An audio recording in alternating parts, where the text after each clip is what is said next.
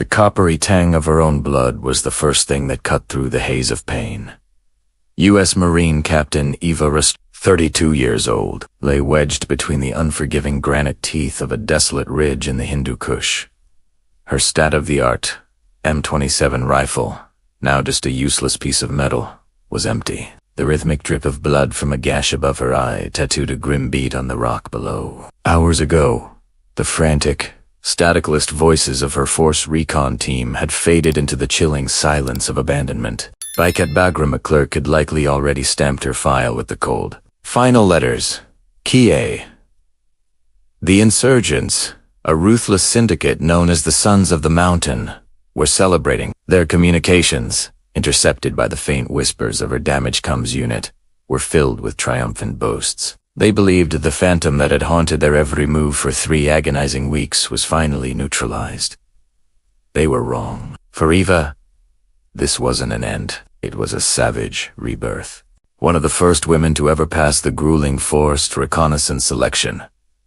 She knew the ambush hadn't terminated her mission. It had merely unshackled her from the chains of command and the niceties of conventional warfare. The official report would read that Captain Rostova died a hero, but Eva was very much alive, and she was about to show them what a ghost could really do. She gritted her teeth, the searing pain in her shoulder a stark reminder of the bullet that had torn through muscle and bone.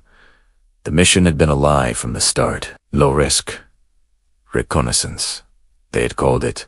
A simple patrol to map insurgent movements, but the intel was fatally flawed. What she found wasn't a scattered group of rebels. It was a highly organized, technologically sophisticated terror network with resources that defied all intelligence reports. And they had been waiting for her. The mountains themselves seemed to have colluded in her demise, their jagged peaks and shadowed valleys heralding the trap that was to come. But as darkness began to bleed across the sky, cloaking her in its embrace, a grim smile touched her lips. They had made a fatal mistake. They had reported her dead but failed to confirm the kill. In the unforgiving wilderness, with no one to answer to but her own conscience, Eva Rostova was no longer a soldier. She was a reckoning. For 21 days, she had been a whisper in the wind, a shadow flitting between the unforgiving peaks. Her life had been reduced to the essentials: the burn of exertion in her lungs, the gnawing ache of hunger, the constant, humming tension of being hunted. The initial intelligence package had painted a picture of a fledgling militant group, a nuisance to be observed and catalogued.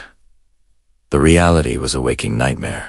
The Sons of the Mountain were far from amateurs. They moved with the discipline of a professional army, their patrols synchronized, their equipment modern, their communications encrypted.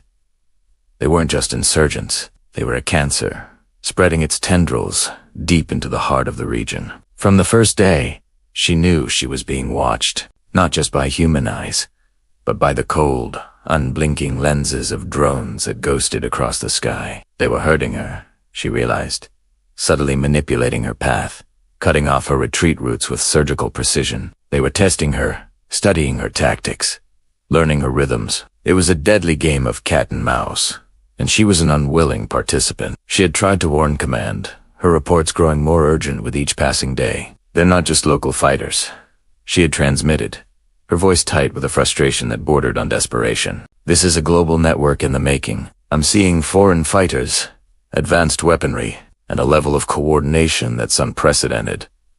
The response had been a bureaucratic pat on the head. Maintain your position, Captain. Await further orders. They didn't see what she saw. They couldn't feel the tightening noose. On the 21st day, the trap snapped shut. It began with a pinpoint mortar strike that blew her observation post to smithereens. Then came the fighters, pouring out of hidden caves and camouflaged positions, a swarm of disciplined killers moving with terrifying speed. It was a beautifully orchestrated ambush, and she was the sole focus. Outnumbered, outgunned, she fought with the desperate ferocity of a cornered animal. Her training, forged in the crucible of Quantico and honed in the world's most dangerous war zones, took over. Every movement was precise, every shot a calculated act of survival. For hours, she led them on a brutal chase through treacherous ravines and over knife-edge ridges, leaving a trail of fallen enemies in her wake. But they were relentless, their numbers seemingly endless. The battle was a blur of adrenaline and cordite, a symphony of violence where most would have perished in the opening minutes. But Eva Rostova was not. Most soldiers pinned down in a shallow crevice, the air thick with the dust of pulverized rock and the stench of gunpowder. Eva frantically worked her comes Pegasus Actual. This is Ghost One. I am Winchester on ammunition. Repeat. Winchester. Pinned down by overwhelming force, requesting immediate air support. Danger close. The reply was a gut punch, a crackle of static, and a voice filled with a detached regret that made her blood run cold. Negative. Ghost One. Air assets are grounded. Enemy has deployed advanced surface-to-air missile systems in the sector. We can't risk it.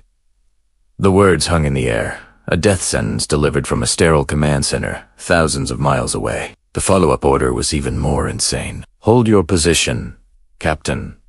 Reinforcements are en route. Eta. 6 hours. 6 hours. In 6 minutes, she would be overrun. She could already hear them. The scrape of boots on gravel, the guttural commands in a language she had come to know all too well. They were closing in, a tightening circle of death. She was a pawn being sacrificed to protect the queen. Her life, it seemed, was less valuable than a fighter jet. In that moment, staring into the abyss of her own mortality, a profound clarity washed over her. She had a choice. She could obey the impossible order, die a heroic death, and become another name etched on a memorial wall. Or she could defy them. She could take the knowledge she had painstakingly gathered, the intel that pointed to something far more sinister than a regional conflict, and finish the mission. In the past few days, she had pieced together the horrifying truth. This wasn't just about controlling a mountain range. It was a staging ground for a series of coordinated, mascasiarity terror attacks aimed at civilian targets across Europe and North America. She had seen the maps, the target lists, the chillingly detailed plans. To die here, to let that information die with her, was unthinkable. It was a betrayal of everything she had sworn to protect. With a steady hand, she reached for her comms unit. Pegasus Actual. This is Ghost One. Comme ça. Phelan, I am going radio silent. It was a lie, but a necessary one. A final, defiant act of a soldier who refused to let her death be meaningless. As she switched off the device, severing her last link to the world that had just condemned her, a strange sense of liberation washed over her. She was no longer Captain Eva Rostova, United States Marine. She was an instrument of her own will, a ghost accountable to no one. Alone, wounded, and hunted, she began to prepare for the infiltration. The mission was no longer about survival. It was about saving countless lives, even if it meant sacrificing her own. The moon was a sliver of bone in the inky black sky, offering little comfort and even less light. Under this cloak of near-total darkness, Eva moved with a silence that bordered on the supernatural. The pain in her shoulder was a raging fire, but she forced it into a distant corner of her mind, a dull ache to be dealt with later. Later, if there was one. The insurgent compound was a formidable sight, a sprawling complex carved into the mountainside, bristling with guard towers and machine gun nests. It was a fortress, seemingly impenetrable, but every fortress has a weakness. For 3 weeks, she had studied them, memorizing patrol routes, guard shift changes, and the subtle rhythms of the base. Now, that knowledge was her only weapon. She found her entry point in a drainage covert, a narrow, full-smelling tunnel that ran beneath the outer wall. It was a claustrophobic, stomach-churning crawl through filth and darkness, but it brought her inside the perimeter, undetected.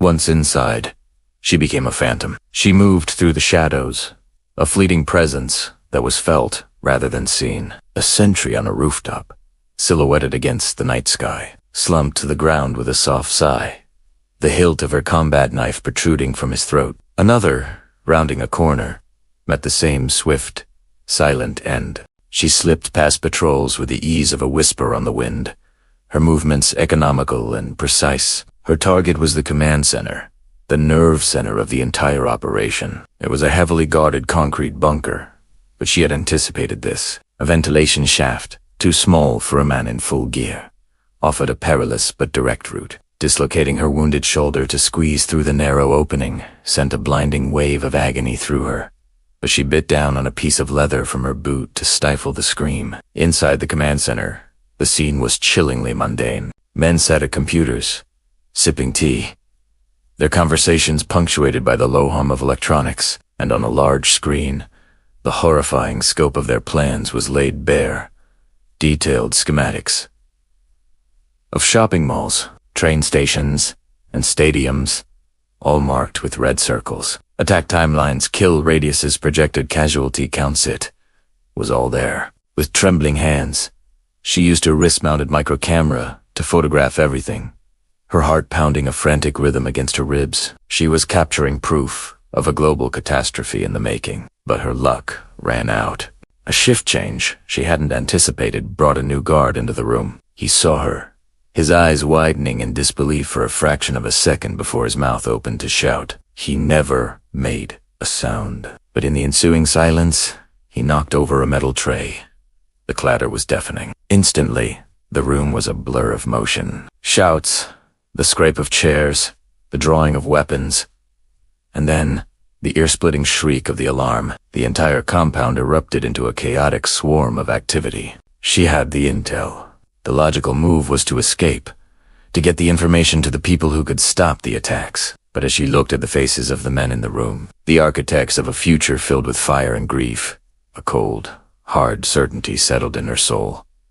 Escaping wasn't enough. These men, this network, had to be erased. In the heart of the blaring chaos, a terrifying calm descended upon Eva. The choice had been made, not through logic, but through a primal, unyielding conviction. Intel was valuable, but eliminating the source was a permanent solution. She had become the living embodiment of the phrase "no quarter given." Her first move was to create a diversion. A well-placed burst from her suppressed pistol shattered the main computer monitors, plunging the command center into a shower of sparks and darkness. In the confusion, she was gone, melting back into the shadows she commanded. She moved with a ruthless efficiency that was both beautiful and terrifying to behold. She had a limited supply of C4, and every ounce had to count. The communications hub was her first target. She planted a charge on the main server racks, a surgical strike that would sever the compound's connection to the outside world. Next, the weapons depot. She placed charges not just on the crates of rifles and ammunition, but on the support beams of the structure itself, ensuring a complete and catastrophic collapse. Then, the vehicle bays, where trucks and technicals sat, waiting to transport men and materials for their campaign of terror. She attached limpet mines to fuel tanks, turning each vehicle into a potential bomb. As she moved through the compound, a one-woman assault team, she became an avenging angel. The leaders of the network, drawn out by the commotion, were her primary targets. She picked them off with single, precise shots, moving through the base with the fluid grace of a predator. There was no wasted motion, no hesitation. She was death incarnate, a ghost reaping a bloody harvest. The fighters, disoriented and confused, fired wildly into the darkness, their bullets finding nothing but empty air. They were fighting a phantom, an enemy they couldn't see, and their panic was palpable. When she triggered the explosives, the world erupted in a symphony of destruction. The communications hub went first, a concussive blast that sent a shockwave through the entire compound. Then, the vehicle bays erupted in a series of secondary explosions, a chain reaction of fire and shrapnel that tore through the heart of the base. Finally, the weapons depot collapsed in on itself with a deafening roar, a funeral pyre for the instruments of their hate. Wounded, bleeding, and down to her last magazine, she crawled through the mills. The air was thick with smoke and the screams of the dying. She found a partially sheltered position and, with her last ounce of strength, activated her emergency transmitter. It was a one-way burst, a data dump of everything she had photographed. "Phoenix down," she whispered into the encrypted device, the code word for a catastrophic mission failure where the operator was presumed lost. As the first rays of dawn painted the smoke-filled sky in hues of orange and red, she collapsed, the darkness finally claiming her. At command, they received the data packet, followed by a sudden, chilling silence. At 0600 hours, Captain Eva Rostova was officially declared killed in action. Death, however, was not yet ready to claim her. Consciousness returned in agonizing waves, a slow, torturous crawl back to the world of the living. She was in a small cave, the air cold and damp. The first thing she saw was the makeshift bandage on her shoulder, expertly applied.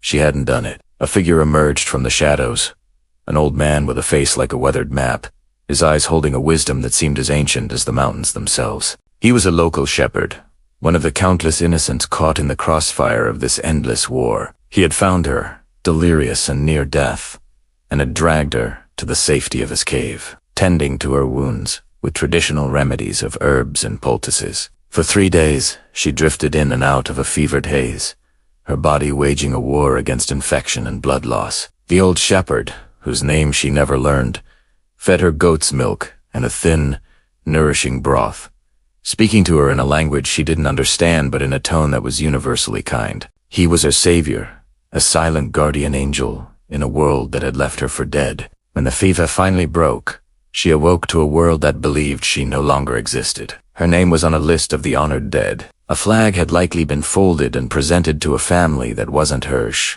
was an orphan, raised by the military. Officially, she was a ghost, and in that realization, she found a new, terrifying freedom. She could hear the surviving militants, their voices echoing through the valleys as they tried to regroup, to salvage something from the ashes of their fortress. They were like a scattered nest of hornets, angry and disoriented. Her mission, she now understood, was not over. It had just entered a new, more personal phase. For a week, she healed, her body slowly knitting itself back together under the shepherd's care. She learned to move again, to embrace the pain and turn it into strength. And she listened. From the safety of her mountain sanctuary, she stalked the survivors, not with a rifle, but with her ears and a pair of binoculars the shepherd had salvaged. She mapped their new locations, identified their new leaders, and learned their new routines. They believed the threat was over. They believed the ghost was gone. They were about to learn that some ghosts don't rest in peace. On the 8th day of her supposed death, Eva launched her final, most audacious offensive. She was a wraith, armed with the intimate knowledge of her enemy, and unbound by any rules of engagement. Her first target was their new ad hoc command post, a hastily fortified farmhouse. She didn't use explosives this time. She used the night, her knife, and the element of absolute surprise. She moved through the farmhouse like a plague, silent and inescapable. The guards were eliminated before they even knew they were under attack. The fighters, sleeping in their cots, never woke up. Inside, she found what she was looking for. A live, encrypted video conference. In progress, the new leader of the Sons of the Mountain was addressing his allied cells across the globe, his face a mask of furious determination as he promised revenge. Eva stepped into the frame, her face gaunt and shadowed, her eyes burning with an icy fire. The leader's jaw dropped, his face turning pale with superstitious terror. The ghost had returned. With a chilling calm, she rerouted the feed, broadcasting the faces and locations of every terrorist leader on the call directly to a secure U.S. intelligence channel. Then, she turned her attention back to the screen. "Your war ends tonight," she said, her voice a low, gravelly promise. What followed was a 4-day reign of terror that would become a legend in the darkest corners of the intelligence community. She moved across the region like a phantom, a one-woman army fueled by a righteous fury. Every safe house she had scouted was hit. Every hidden weapons cache was destroyed. She became a whisper on the lips of her enemies, a terrifying folktale come to life. They never saw her coming. A team of fighters would be found dead in a mountain pass, with no sign of a struggle. A supply truck would be discovered on its side, its contents incinerated. She was dismantling an entire network, piece by bloody piece, a feat that global intelligence agencies believed would take years, and a full-scale military operation to achieve. She was a ghost, and she was cleansing the mountains of their demons. 2 weeks after the world had declared her dead, a lone emergency beacon began to pulse from a remote peak in the Hindu Kush. At Bagram, the signal was initially dismissed as an error, a ghost in the machine. But the signal was persistent. its codes authentic. A sense of disbelief rippled through the command center. An extraction team was hastily assembled, a team of seasoned Force Recon Marines, led by Master Gunnery Sergeant Marcus Thorne, a man who had seen it all, or so he thought. The helicopter touched down in a swirl of dust and rotor wash. As the ramp lowered, Thorne and his men fanned out, their weapons raised, expecting anything. What they found was a lone figure, silhouetted against the rising sun. She was gaunt, her face etched with exhaustion, but her eyes held a hardness that could chip steel. It was Captain Eva Rostova. Thorne started, his mind struggling to reconcile the woman standing before him with the Kia report he had read 2 weeks prior. He had mourned her, toasted her memory with his men, and yet, here she was. "You've been dead for 2 weeks, he said, his voice a mixture of awe and confusion. "And yet here you are, with the ashes of an entire network at your feet." Eva offered a faint, weary smile. "They left me for dead," she replied, her voice raspy. "I returned the favor." The flight back to base was silent, the members of the extraction team stealing glances at the woman who had defied death itself. They were looking at a living legend, a ghost who had walked out of her own grave to wage a private war, and won. Eva's debrief was not a standard report. It was a bombshell that sent shockwaves through the highest echelons of naval command. The admirals and generals listened in stunned silence as she recounted the events of the past month, her voice steady and devoid of emotion. She presented a new paradigm of warfare, a concept born from her own brutal experience. An operator declared dead is the ultimate weapon. They are invisible, untraceable, and unbound by the political and diplomatic constraints that hamstring conventional forces. A ghost can go where no soldier can, do what no government can officially sanction. It was a radical, dangerous idea, but the results were undeniable. Eva had single-handedly dismantled a global terror network that was on the verge of launching a series of devastating attacks. She had succeeded where traditional intelligence and military operations would have likely failed. Out of the ashes of her supposed death, a new doctrine was forged. The Ghost Program. It would be an ultra-covert, Black Ops initiative, reserved for the most elite, most resilient operators. They would be trained to survive their own deaths, to operate in the deepest shadows, to become legends that were never officially real. Captain Eva Rostova, the woman who had been left for dead, became the program's first instructor. She would teach others how to vanish, how to slip through the cracks of official warfare, and how to wage the battles that no nation could ever acknowledge. She would create a new generation of ghosts, guardians who would protect the world from the darkness, even if the world never knew their names. Years later, intelligence analysts in sterile, climate-controlled offices would occasionally puzzle over strange anomalies in their data. A burgeoning terror cell in North Africa that suddenly went silent. A powerful drug cartel in South America that inexplicably collapsed overnight. A network of arms dealers in Eastern Europe that simply vanished without a trace. There were no official reports, no military operations on record that could explain these events. Only whispers, rumors, and highly classified files that hinted at the truth. They spoke of phantoms, of ghosts who moved through the world's most dangerous places, leaving justice in their wake. These analysts would never know the full story. They would never know about the woman who started it all. The first true ghost operative. Claire Donovan had proven that the most dangerous warrior isn't the one you see on the battlefield. It's the one you believe is already gone. Legends don't die. They just stop being seen. They become the silent, unseen guardians. A legacy written in the shadows. This story, while a work of fiction, carries with it a powerful lesson about resilience and the incredible strength of the human spirit. It teaches us that even when we feel abandoned, written off, or left for dead by circumstances, we have within us the power to rise again, to redefine our own rules, and to accomplish things we never thought possible. In your own life, you may face moments that feel like an ambush, where you are outnumbered and outgunned by the challenges ahead. But like Eva, you can choose to see it not as an end, but as a liberation, a chance to shed the restrictions and expectations that have held you back. What impossible orders have you been given in your life, either by others or by yourself? What would happen if you decided to go radio silent and follow your own intelligence, your own intuition, to achieve your mission? Thank you for joining me on this journey. I wish you all the best of health and the strength to face your own battles. If you enjoyed this story, please consider subscribing to the channel and joining our community. Your support allows me to continue bringing these stories to life. Until next time, stay strong, and remember that even in the darkest of nights, a single ghost can change the world.